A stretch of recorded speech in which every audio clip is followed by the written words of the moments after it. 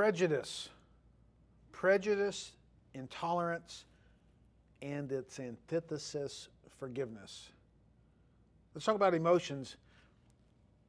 One of the reasons that I spend so much time talking about emotions as a chiropractor is this simple. Just look at the chart, pay close attention so that it'll stick.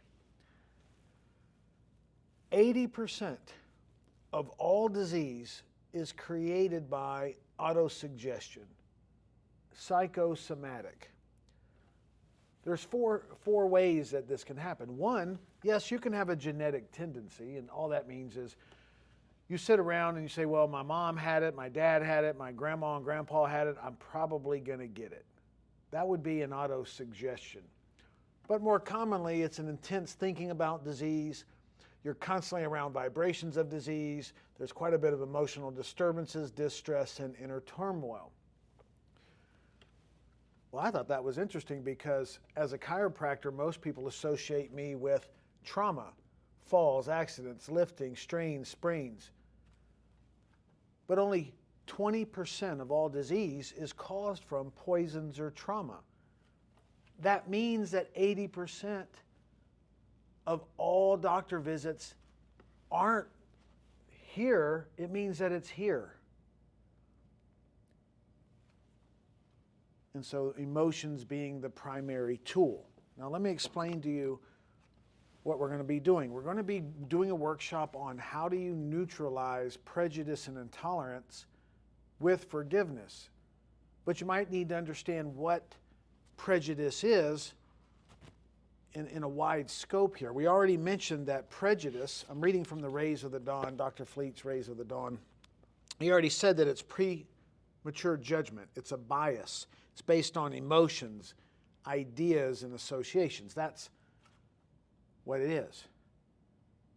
But he goes on in here to clarify what prejudice is. He says that prejudice leads to intolerance, and that intolerance leads to criticism, and then criticism leads to self-condemnation. And he says intolerance may be defined as a lack of forbearance, narrow-mindedness with regard to opinions and beliefs of others, the inability to endure. It's the inability to understand intellectually and to accept emotionally the facts as they are. But then he says this. He goes and says, we are in the habit of being intolerant. We allow ourselves to be disturbed by shortcomings and mistakes of others and of ourselves. We concentrate on insignificant details and petty differences. We fail to understand the operation of the law of opposites and the law of cause and effect. Intolerance of others leads to criticism. Intolerance of ourselves leads to self-blame and feelings of guilt. Well, then he goes on in this concept therapy text in the chapter on the mind, and he says this. He says, when the brain is full of preconceived ideas, theories, opinions, speculations, we become prejudiced. The vision is clouded, and the power, he says, the power to correct discernment and analysis is destroyed. Even as when we look through colored glasses and everything within range of our vision takes on the hue of the glass, so our understanding is shaded by the ideas with which the human brain is stored. He said we should immediately begin to distrust all opinions and to cancel all preconceived ideas, theories, and attendant prejudices, and to refuse admittance to suggestions, influences, and promiscuous knowledge unless such information can be proved to be logical and beneficial.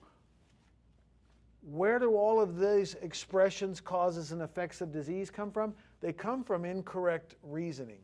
And incorrect reasoning leads us to premature bias and to judgment. So, let me explain this. When I put these glasses on, everything in my environment is skewed by this green color. So this might be through my religious lens. I'm prejudiced based on my religious lens.